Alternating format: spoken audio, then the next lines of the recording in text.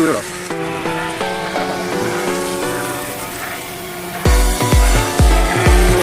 Hi friends, അപ്പം നമ്മൾ ഇന്നൊരു റിമോട്ട് കൺട്രോളിൻ്റെ ഒരു സ്പീഡ് ബോട്ടാണ് ഉണ്ടാക്കാൻ പോണത്.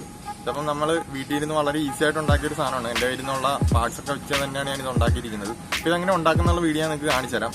അപ്പം ലൈക്ക് ചെയ്യുന്ന എല്ലാവരും കമൻറ്റും കൂടെ ചെയ്യാൻ ശ്രമിക്കണം, എന്നാലും നമ്മുടെ ചാനൽ നല്ല രീതിയിൽ മുന്നോട്ട് പോകത്തുള്ളൂ. അപ്പോൾ നമുക്ക് നേരെ ഏതായാലും വീഡിയോ കിട്ടും. ഫ്രണ്ട്സ്, ആദ്യമായിട്ട് നമുക്കൊരു 12 ഇഞ്ച് നീളവും ഒരു 6 ഇഞ്ച് വീതിയുള്ളൊരു ഡെപ്രോൺ ഷീറ്റ് ഇതുപോലെ നമ്മൾ കട്ട് ചെയ്തെടുക്കണം. അതിൻ്റെ സെൻറ്ററിൽ കൂടെ ഒരു ലൈനും കൂടെ വരയ്ക്കണം. ഇനി നമുക്ക് അതിൻ്റെ മുകളിലോട്ട് ഏതെങ്കിലും കളറ് സെലോ ടേപ്പ് ഇതുപോലെ ഒട്ടിച്ചെടുക്കണം. അപ്പം നല്ലൊരു ബലം കിട്ടും. ഞാനിവിടെ നീല സെലോ ടേപ്പാണ് ഉപയോഗിച്ചിരിക്കുന്നത്. ഞാനിപ്പോൾ സെലോ ടേപ്പൊക്കെ ഒട്ടിച്ചെടുത്തിട്ടുണ്ട്. ഇനി നമുക്ക് ഈ നടുക്കത്തെ ലൈനൊന്ന് കട്ട് ചെയ്ത് മാറ്റണം. അത് രണ്ടാക്കി കട്ട് ചെയ്തെടുക്കണ്ട. സെലോ ടേപ്പ് ഒട്ടിച്ചിരിക്കുന്നതുകൊണ്ട് ഒന്ന് കട്ട് ചെയ്തിട്ടൊന്ന് നമ്മൾ ജസ്റ്റ് ഒടിച്ച് എടുത്താൽ മതി. എനിക്ക് ഈ വീഡിയോ കാണുമ്പം എന്താ ഞാൻ ചെയ്യുന്നതെന്ന് കറക്റ്റായിട്ട് മനസ്സിലാവും. ഇതുപോലെ നമുക്ക് കട്ട് ചെയ്തെടുക്കണം. ഇനിയിപ്പോൾ നമ്മൾ കട്ട് ചെയ്ത ഭാഗത്തിന് കുറച്ചുകൂടെ വീതി കൂട്ടി കട്ട് ചെയ്യണം. അതൊരു ബോട്ടിൻ്റെ മോഡലിൽ നമുക്ക് വളച്ചെടുക്കാൻ വേണ്ടിയിട്ടാണ്. നമുക്ക് കട്ട് ചെയ്ത് കഴിയുമ്പോഴത്തേക്കും ഈ ഒരു മോഡലിൽ കിട്ടും. അപ്പം നമുക്ക് ഇച്ചിരി വീതിക്ക് കട്ട് ചെയ്ത് വെച്ചിരിക്കുകയാണ്. ഇനി നമുക്കത് ബോട്ടിൻ്റെ മോഡലിൽ ഈസി ആയിട്ട് ഇതുപോലെ വെൻഡ് ചെയ്തെടുക്കാൻ പറ്റും. അതിന് വേണ്ടിയിട്ടാണ് ഞാൻ ഇങ്ങനെ കട്ട് ചെയ്തത്. ഇനി നമുക്ക് ബോട്ടിൻ്റെ ഫ്രണ്ട് വശത്ത് നിന്ന് ഒരു 6 ഇഞ്ച് നീളത്തിൽ ഇതുപോലെ അടയാളപ്പെടുത്തണം. ഇനി നമുക്കൊരു 1.5 ഇഞ്ച് വീതിയും കൂടെ എടുത്തിട്ട് ഇതുപോലെ ആ നീളത്തിൽ നിന്ന് നിലത്തോട്ട് വരയ്ക്കണം. അപ്പോൾ നമുക്കൊരു ത്രികോണം മോഡൽ കിട്ടും. ആ ത്രികോണം നമ്മൾ കട്ട് ചെയ്ത് മാറ്റണം. ഇനി നമുക്ക് ആ ത്രികോണം കട്ട് ചെയ്ത് മാറ്റി കഴിയുമ്പോഴത്തേക്കും ആ ഫ്രണ്ട് വശം നമുക്ക് ഇതുപോലെ ബെൻഡ് ചെയ്ത് കൂട്ടി മുട്ടിക്കാൻ പറ്റും. ഇനി നമുക്ക് ഈ 2 വശം 6 ഇഞ്ച് നീളത്തിൽ അടയാളപ്പെടുത്തണം. ഇനി നമുക്ക് ഈ വീഡിയോ കാണിക്കുന്ന പോലെ കട്ട് ചെയ്ത ഭാഗത്തേക്ക് ഇതുപോലെ ഗ്ലൂ അപ്ലൈ ചെയ്തിട്ട് ഞാൻ നേരത്തെ ബെൻഡ് ചെയ്ത് കാണിച്ച പോലെ നമുക്കത് ഒട്ടിച്ചെടുക്കണം. നമ്മളിപ്പോൾ ആ ഭാഗം ബെൻഡ് ചെയ്ത് എടുത്തിരിക്കുകയാണ്. ഇനി അതിൻ്റെ മുകളിൽ കൂടെ തന്നെ കുറച്ചും കൂടെ ഗ്ലൂ ഒക്കെ അപ്ലൈ ചെയ്ത് കൊടുക്കുന്നത് നല്ലതായിരിക്കും. കാരണം ഇത് ബോട്ടായ കൊണ്ട് വെള്ളം ഒരിക്കലും കയറാൻ പാടില്ല. അപ്പം എല്ലാ ഗ്യാപ്പും നമ്മൾ ഇതുപോലെ അടച്ചേക്കണം. ഇനി ഞാൻ നേരത്തെ ഫ്രണ്ട് ഭാഗം ബെൻഡ് ചെയ്ത് കാണിച്ച പോലെ തന്നെ നമുക്ക് ഗ്ലൂ തേച്ചിട്ട് ആ ഒരു ഭാഗം കൂടെ ഒട്ടിച്ച് മാറ്റാം. അപ്പോൾ നമ്മൾ ഒട്ടിച്ച് നല്ലൊരു ബോട്ടിൻ്റെ ഒരു മോഡലിലോട്ട് ആക്കാൻ പോവുകയാണ്. അതിന് മുമ്പായിട്ട് നമ്മൾ ഇതിൻ്റെ ബാക്ക് ഭാഗത്തൊക്കെ ഗ്യാപ്പ് ഉണ്ടെങ്കിൽ ഇതുപോലെ ഗ്ലൂ അപ്ലൈ ചെയ്ത് ആ ഗ്യാപ്പൊക്കെ നന്നായിട്ട് അടച്ചു കൊടുക്കണം. ഇനി നമുക്ക് നേരത്തെ അടയാളപ്പെടുത്തിയ ആ ഒരു 6 ഇഞ്ച് നീളമുണ്ടല്ലോ, അവിടുന്ന് ബോട്ടിൻ്റെ ഫ്രണ്ടിലോട്ട്, ഫ്രണ്ടെന്ന് വെച്ച് കഴിഞ്ഞാൽ ഒരുമാതിരി കൂർത്തിരിക്കുന്ന രീതിയിൽ നമുക്ക് ഈ മോഡലിൽ ഒരു ലൈൻ വരച്ചു കൊടുക്കുക. എന്നിട്ട് 2 ഭാഗവും കട്ട് ചെയ്ത് മാറ്റണം. കട്ട് ചെയ്യുമ്പോൾ നല്ല മൂർച്ചയുള്ള നൈഫ് യൂസ് ചെയ്യാൻ ശ്രമിക്കുക, അല്ലെങ്കിൽ നമ്മൾ വിചാരിക്കുന്ന രീതിയിൽ അതൊന്നും കട്ടാകത്തില്ല. അപ്പോൾ നമ്മൾ ഏതായാലും നമ്മുടെ 2 ഭാഗവും കട്ട് ചെയ്ത് മാറ്റിയെടുത്തിട്ടുണ്ട്.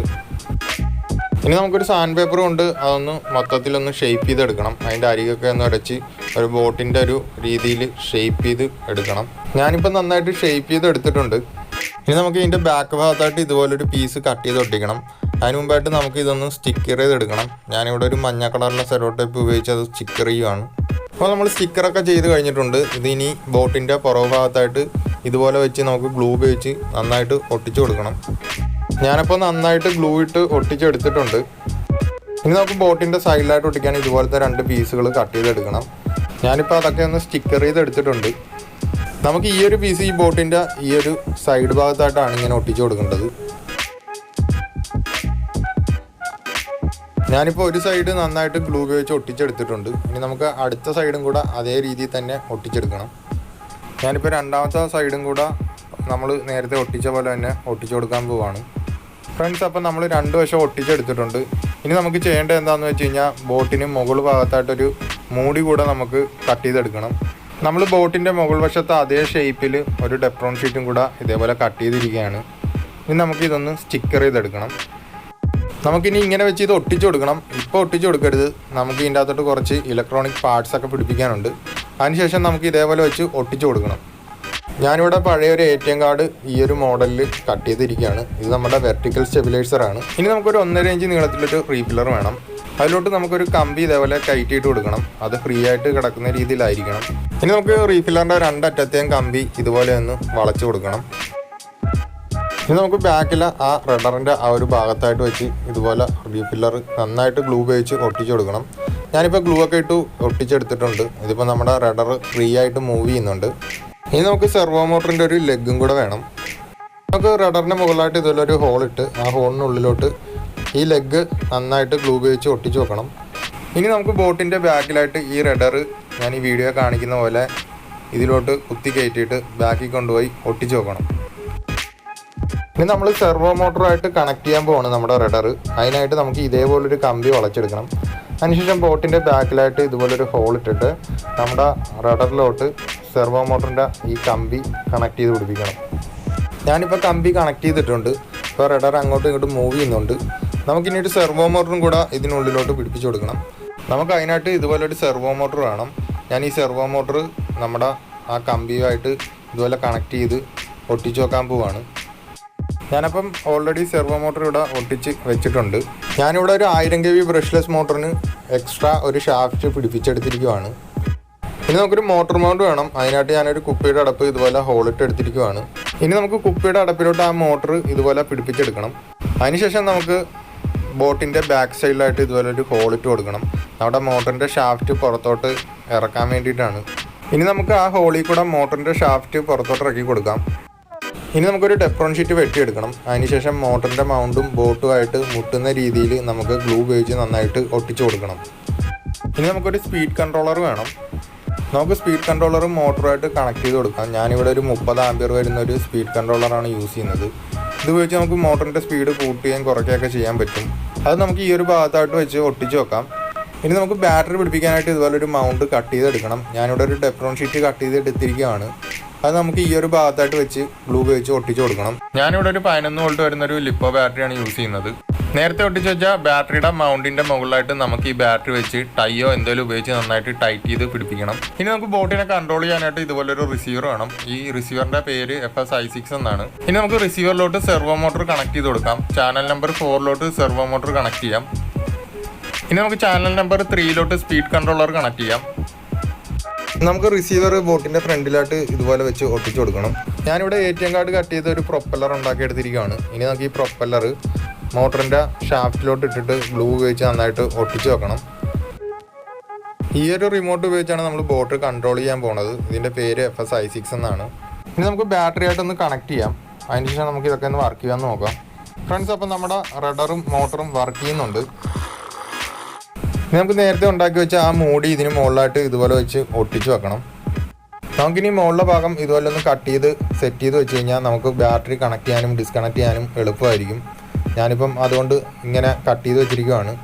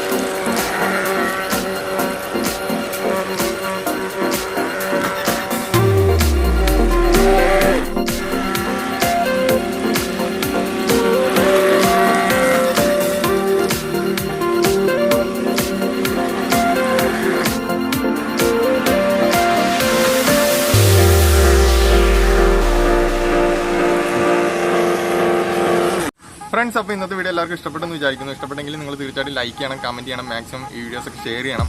പുതിയതായിട്ടാണ് ആരെങ്കിലും ഈ ചാനൽ വീഡിയോസ് ഒക്കെ കയറി കാണുന്നത് തീർച്ചയായിട്ടും ചാനൽ സബ്സ്ക്രൈബ് ചെയ്യണം. അപ്പോൾ നമുക്ക് അടുത്തൊരു വീഡിയോ കാണുന്നവരേക്കും ബൈ.